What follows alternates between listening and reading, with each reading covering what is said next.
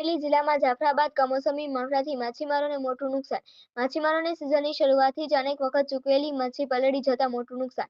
જાફરાબાદ બંદરમાં બોમ્બે ડગ મચ્છીની વધારે પ્રમાણમાં આવક રહેતી હોય અને તે મચ્છીને દૂર દૂરથી વેપારીઓ ખરીદી કરતા હોય, તેને ચૂકવીને વેચવી પડતી હોય, જે મચ્છી સિઝનની શરૂઆતથી અત્યાર સુધીમાં અનેક વાર પલળી ગઈ અને તે દરિયામાં ફેંકવી પડતી હતી, ત્યારે ફરીથી છેલ્લા 3-4 દિવસથી પડી રહેલા કમોસમી માવઠાએ માછીમારોની કમર તોડી નાખી। મોંઘા ભાવનું ડીઝલ બરફ સાથે ખલાસીઓનો પગાર પણ બમણો ચૂકવવો પડ્યો રહ્યો છે, ત્યારે કુદરતમાં વારંવાર માછીમારો ઉપર આફતરૂપી વરસાદ વરસાવી અને મચ્છીમારોનું મોટા પાયે નુકસાન થઈ રહ્યું છે।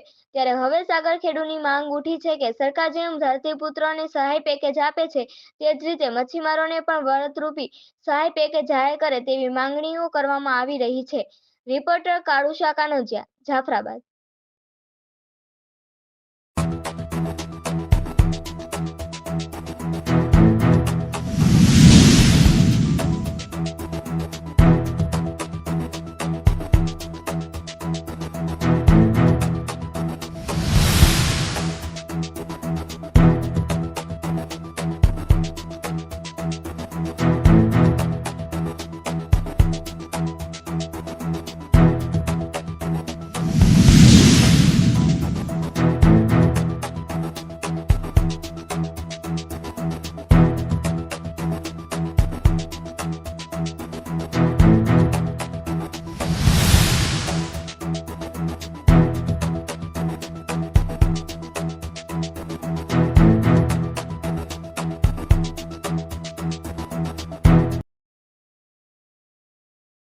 જાફરાબાદ કોળી સમાજ બોર્ડ પ્રમુખ હમીરભાઈ સોલંકી।